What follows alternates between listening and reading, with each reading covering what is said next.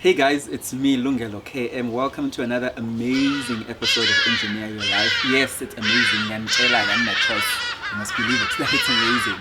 I have another amazing guest today, featuring the birds. We have another amazing show. It's just going to be electric. She's been on your TV screens for the past 2 years. Angazi, when did she decide to go to, hey, sengumuntu TV? Ngiyasuka construction nokuba busy nokuphila kamnandi lapha Hillcrest, and I'm going to be a TV lady. I'm with Nonku Williams, businesswoman, now reality TV star, mother.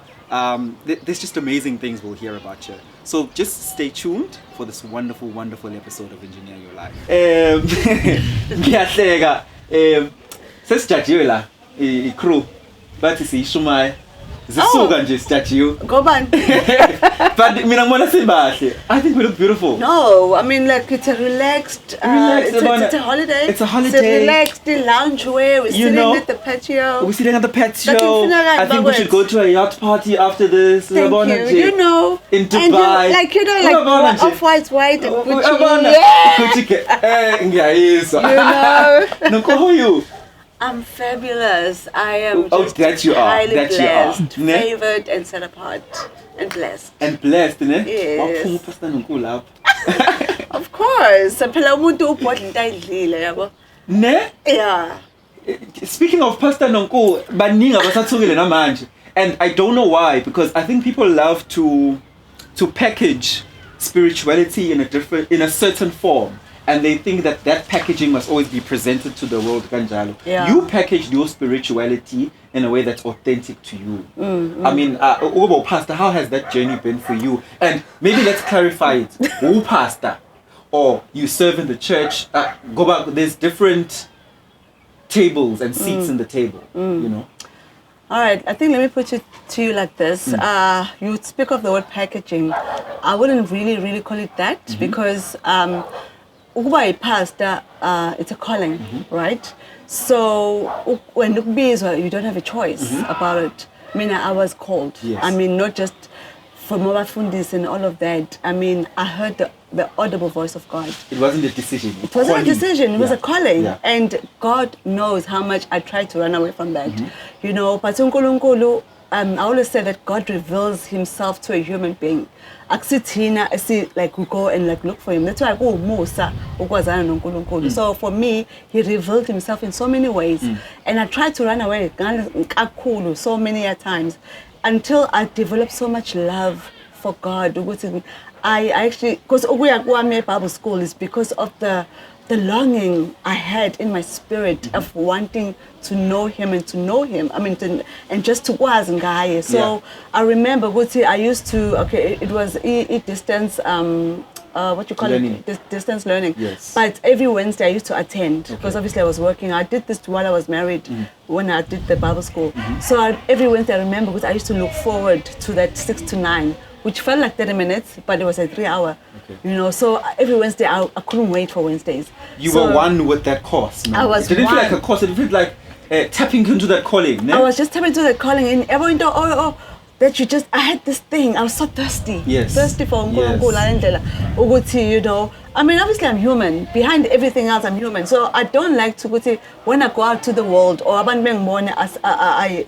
portray a certain somebody, well, meanwhile, behind the scenes, so Unonku on TV, on the screens, it's another aspect of Unonku. But the biggest misconception that people have about me is that 20% that they see, they think it's the full picture. It's the full picture. Well, of which it's not. I said to another interview host, Lona, and I said to him, you know what? I really wish the camera ngaklandela 24/7 because every aspect of your life. The depth of who you are. The depth of who I am. There's details to this person. There's more to who you are. You know, Nonku as a mother, Nonku as a businesswoman, Nonku at church, with my peers. Not that I put in a different role, but obviously, I mean, if as we're sitting here, it's casual, and I have to. You need to be suitable for this. You need to be suitable for moments, that, whatever, but not good to. You are just putting another character. I'm still me, but I'm human. I live on this earth. You understand? Unonku hasn't always been fabulous. She hasn't always had these roles that we've just spoken about. There's Unonku. Wakhulela somewhere. Where are you from, Nonku? So, Nonku Williams is born and bred from north of KZN, Eskawini. Eskawini, Bangini, Richards Bay side, that side. Richards Bay, yeah. Noma ngasakhumbula exactly. You'll be so shocked because the word that I remember growing up, Okay. that's still like even at my old age. I remember because we left Eskawini. I was still a child. I think I was like 10. Okay. And we moved, by the way, like New Germany. Okay. So I lived all my entire life as a teenager, like in New Germany, like, you know. But there's certain words I remember because it was so deep. Yes, and yes. Because my Zulu is not that deep, by the way. I mean, it's Zulu. Even in schooling, I remember this second language of Zulu because Zulu is like really, really a deep. Sinenyama, and the Sifkun is Zulu. Those is issue. Yes. So there's certain words I remember, and Abando's country which means like you know. So that word, and I remember they used to I had my siblings, they used to laugh at me for using that word. So yeah, I'm born and bred from Eskawini. I grew up there, and then I moved to New Germany. I think at the age of about 10, 11, 12, I can't remember exactly. So yeah, and then I went to school like New Germany Primary. Okay. Then we've been moving around. So eventually we ended up in Westville with my family, with my mother. I think that's when they divorced with my father. I was in matric, and I went to high school at Pinetown Girls. Pinetown Girls High School, yes. It's like Pinetown Girls. It's like Pinetown Girls. Yes. No. Pinetown Girls. Not now. No, I is the thing is why. So and then for tertiary, and then I went to a Natal Technicon. Okay. I think it's called DUT now. Yes. So I went to Natal Technicon. I studied human resources. I graduated with human resources management, and then I think I worked like 2 years of my life. I mean, working for somebody. Okay. Because I've always known I'm a born entrepreneur. You know, like yes. I'm not. I mean, I used to dread going to work like 8 to 5 or 8 to 4. I can't even remember. Who's at this point? I'm my own self-made. 2 years. No. I'm saying I worked for 2 years. You took 2 years. Who are you working for? Oh, I used to work for MSC Shipping. Okay. MSC Shipping. I'm a cruise. I started off as a receptionist, yes. and then I got promoted to being an HR assistant.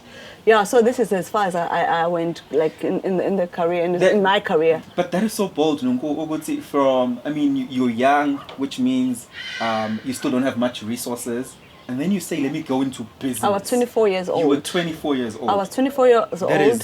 Like, I've always known, Noguti, I'm a risk taker by nature. That's why I'm bold. I'm just fearless, you know, I'm bold. I'm like that. I've always known, Noguti, and the type of life that I want to live. And I always tell young people what to visualize what you want. Everything comes from an idea. Nothing is just... It's born from an idea. It's born from an idea. Yes, I mean, the Bible says that we are made in the image of God. I mean, when you think of God, how did he make this whole world? By merely speaking it into existence. Yes. So same with us. I mean, if we are in the image of God, naturally we have to speak things into existence. I mean, I visual everything that I have. And by no means I'm getting pride in anything short, but like everything I've visualized, you know, it's something that can fantasize in a way. I fantasize and I speak it into existence as if nothing gone, and it happens. It has no choice. The universe has to just adapt to what you are saying. To what you are saying. I mean, I think for the benefit of everyone. So, what is this first business that you go into? Somewhere. Nonku, that level of boldness of at the age of 24, the first business. What was that first business? All right, so so obviously I quit my job and I went to my mom at that time opened a guest house because she was a teacher and then she was an insurance broker, but then she Yeah, hey, my mom was a hustler. I think I took after her. Not even I think. The queen. Yeah, so I think, not even I think, I know she's just bold like that. She's a risk taker, and I think it may not get good times there by 10, you know. So I joined her in the business. The guest house. The guest house that she opened up. So I started off being Nakona. But again, I still had this thing with Umash is very of a empowering, you know. Mina angithanda ukutshelwa, you know. Not ukuthi I'm stubborn like that or but I have this thing ukuthi I've got this resilience ukuthi you can't tell me what to do, you know. Like angithandi, yeah. you know. So nakhona ukuthi okay senzokhangeza manje salary and all of that, and I was like, you know what, this is just not it still. I want to be my own boss. And 2006 I remember I registered my own company. And yeah, I started off with, then it was called Section 24. Okay. Where I used to drive near like in the Bundus. Rural schools. Rural schools, and then just go and approach your principal, because Section 24 was when they were given a budget, so they could do whatever they want with their own money. I mean, obviously they had to like the school, especially like maybe stationery and things like that. So I used to just approach them. It's okay, I've got my own company and all of that. I do supply and delivery, so I used to live off that kakulu. So I would approach and all of that, and it was so draining because uzohamba the whole day and ungathola. Yes. So I remember my first paycheck was, I think, was 10 grand. There was a lot of money for me then. So I remember when I was so excited, yeah, I did this, you know, on my own, getting my own paycheck, and yeah, the road has not been easy. You know, guys, it's so hard. I mean, it needs company discipline. It needs for you to give up and just push on. And push on, you know. So yeah. What you're explaining to me is pretty much the characteristics of a matriarch. You have said to me, Uguti, Unonku Unonku pushes on. Unonku is a risk taker. Unonku doesn't back down. Unonku started at the age of 24. Looking for the opportunities, not waiting for the opportunities to come to her. Unonku ran a guest house. At the age of 24, business product company but when you go and you take the risks, how do you then cement yourself in this male-dominated industry? Because if we fast forward, you're then into construction and logistics and so on. How do you then move from stationary to getting into construction? Oh gosh, it's a long story in a corner, but then it was really difficult. I'm construction. So as I said, I registered my company in 2006. It's the very same company that is now doing construction. So from then, Section 24, I think, Valua. So, and then I went out. I mean, it's always provided somehow, because I went into cleaning. So I remember I got a contract cleaning for 3 years. It was for the transport. Department of Transport. Yes. Like MLP and Rosberg. I remember the same load. So I got those contracts for 3 years. So I was like, you know, I'm a maintainer. And then, you know, it's always obviously by associate. And, you know, somebody said, you know what, like, you know what? I'm a person. I'm so social because I know the lifestyle that I'm trying to repeat. So I've always been a person who's about then I'll just go there, and you know. So obviously it was by associate, and then company. In fact, I started off as a social facilitator, working with a contractor through Umaspala, where I used to go like houses by houses in the rural area. It was in Sobonakon in the south of Durban. So I used to go register abantu for with Bapalisimis. So door to door, I used to do that. So I mean, what I'm getting from you, what I'm getting from you is you've done the legwork. You've been on the ground. You've Section 24 registering abantu, cleaning companies, but you've done the legwork, ne? But ukhona umuntu who's watching, please take this correctly, who's going to say, Nonku wazba, why we're not told amatenda? Wazba, and why wena sonke sakwazi clean? Because there's always somebody saying things like that who doesn't realize that you've put in the work and the hours. And what do you have to say to people who view you like that? That's very sad. No, not only that, in fact, you open your legs. Yeah. You know? So it's a very sad reality, I would say. But we are most as so I'm not even prone with someone partying and whatnot, you know. And for the longest time, in fact I'd never even post what's in the and all of it, because people have always, you know, it's nice to keep people guessing. Yes. That's nice. Believe Yes. and shine, and you know, because you know now it deep down, and we'll see what you do in secret. Yes. So it's not like then everybody has to know and all of that. They just see the fruits of your labor. And I want to say, you know, people will often ask me, and the thing was just to get on top. It's just somehow you just, you know, there's things that you have to go through. I mean, there's knocks, punches that you have to take. Losing money. Lots of money. I have lost so much money, and I don't think there's even one single person. I mean, I haven't arrived yet, so don't get me wrong. I'm not there. I'm not where I want to be, but trust me, I'm on my way there. Yes. But I know that each and every person that has made it, they've had punches, they've lost money, there's a story behind their success. That much I can guarantee you. So I've done the groundwork. I've been, I just didn't get to grade 7 with construction just like by magic. Yes. You know, I didn't pray my way through it. Yes. You know, prayer and lab. All I dropped at Bora, there's a saying that my grandpa used to say, may his soul rest in peace. We go to work and pray. You know, we can't just pray. Prayer is very important. I pray a lot, but work as well. You know, faith without works is dead. Yeah. So you can't just say prayer. I receive like and just expect things to come to you. You have to go out there. Absolutely. You have that mindset, and you know, just learn from it. And I don't know, just push. Push. Yes, just push. Yeah. You know, people are lazy. Nonku, another thing with all the work you've put in is that you can't negate the aspect that you're human. And as humans, we have an innate need for companionship, right? So you then get married. Which year was this? Okay, and what I don't remember is that I was married for 5 years. Okay. When did I get married? 2013? Yeah. Ngibuza, because how are you this powerful woman ushadile? These two need to coexist. Yeah. And dare I say, do you think it contributed to you no longer being married? Definitely. You know, abuse, because obviously I've mentioned that I experienced abuse. And yeah, I think most part was because of this overpowering woman that I was.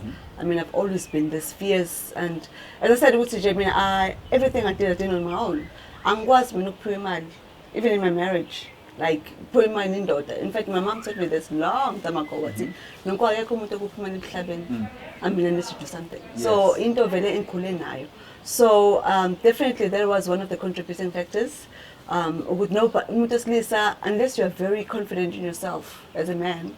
So to have a woman that's powerful, and that's just like, I was self-made woman already. I mean, I was driving a 5 Series then, I was living in my own flat, I was renting at the time.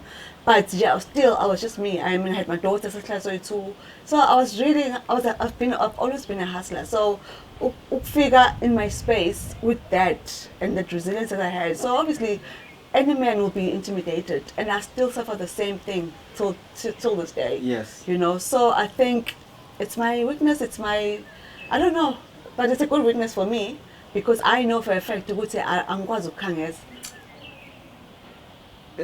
that said, then do you regret getting married? No, I do not. If I did not get married, then my 2 beautiful, handsome boys, so Yeah. not at all. I mean, I remember, because I saw the signs before I got married. I remember one time, I think I was going to get married in the next 2 weeks. I remember I sat down and I took a book. I actually learned this from Steve Harvey. Like, you know, I had to write 1 page, the good things and the bad things. Yes. And 1 page filled was like bad things, and only 3 things, which I will mention. But still in all that, I think I was desperate to get married. So there was a desperation. Level, indo iti was born ngati I'm at a certain age. Was born ngati I've individually accomplished a lot on my own. What are my peers in society saying about umuntu okuthandayo phela usukwazi ukwenza konke uphi okuthandayo? And if I can just mention, you know, as a woman, as you're saying, because before then there's a relationship I was at, you know, besides Sfiso, where ngalotsholwa ngenziwa yonke into and everything before Nothile came, you know. So Usifisa phakathi kwa yonke le. Uyibridge. Susan after that, like, I mean, most people don't know that, Yes. but that was my very first boyfriend. So we loved each other like PJ. So ngiyalazi uthando, uyabokuthandana and all of that. I've experienced that. So when that didn't work out, I was so crushed. So, you know, the way I would have married even Uhlanya. I promise you. I wanted so much to get married today, but I did it for all the wrong reasons, you know. So I'm not at the point where I am right now. It's okay. I'm single now for the past 9 months. I'm not dating. And 9 months and I'm counting. Not years, not months. Khona indaba esingayazi, khona le gap enye. 9 years, yes. No, I dated obviously after my divorce. I mean, obviously I went through a stage and all of that. Divorce is not easy. And we need to be clear, you didn't date Sfiso after your marriage. Sfiso died. Oh, yeah. The timelines. Yeah, Sfiso passed on, I think 2016. I got divorced 20. No. Sfiso we dated way before we got married. Way before I got married, we had a daughter. We were living together. By the way, yes, we lived together. We were in a relationship. It wasn't intentional. We were in a relationship. We lived together in Musgrave. So we had a relationship. Yeah. So. And obviously, I mean, it's always going to hold a special place in my heart. I mean, like, he's the first person, he's the person that gave me my first child. Yeah, so there will always be that connection. But that's your truth. That's my truth, and I will tell it as I know it, as my experience. So that's your experience. Yes. So must you dumb down your experience because... No. Too, because... Sfiso moved on. That was his life, but your truth, I moved on too. You also moved on. You know what I mean? Yeah, and there was no bad blood between us, and I still always maintain. If you watch season 1, I did say even to Umed and myself, I said, you know what, I will always love Sfiso. I said that, you know, and that love is not by in any means romantic or anything like that. But I love band who have shared a life together. Shared a life together, and like I mean, I've always said that man had a heart of gold, you know. Sfiso was really a beautiful soul. May his soul rest in peace. Yeah. Thank you for that. He changed our lives in an incredible manner through his gift. He did. And you were blessed to enjoy a partnership with him. So, moving on. So, Ashes to Beauty Winery. Hey, now look, I'm very loaded. What that again? Actually, I started there. What's the story behind the name? It's a long story. Oh my gosh. Obviously, it has to do with my experience. I really believe with every one connoisseur or whatever product that you sell, it has to talk a story about you as a person. And in a journey. Yeah. So definitely there's a journey behind that name, because a lot of people ask me, but Ashes to Beauty is nothing. That's like a beauty product, you know. A lot of people actually like try to convince me to change the name. I said, no, you don't understand the vision that I have. You know, it's not even about people. This is my baby. I'm very passionate about this. So Ashes to Beauty was actually birthed when I was married, when I was going through the most or the worst. In my life, so I like to call it, we all go through some sort of ashes. Every single human being, you know. We all have our issues. I mean, it can be all of my ashes.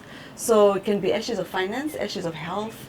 In my instant, it was ashes of abuse, where obviously I was abused, was emotionally, and then the abuse in my stages obviously starts off with verbal, you know, and then escalates, you know, like emotionally, and then in physical. That is why I made the decision. So while I was going through those ashes of abuse, where I was feeling like I was just nothing, because abuse reduces humans to nothing. You know, I really believed everything he told me. He told me I was never going to amount to anything. He used to tell me that he did me a favor by marrying me. So I really thought at that time I had a second-born, my second-born, his first child, like, you know. So I thought I've got 2 kids, different dads. Kuba ngathi At that time, Stuck in, yes, yeah. at that time I really believed that my life was defined by what he said.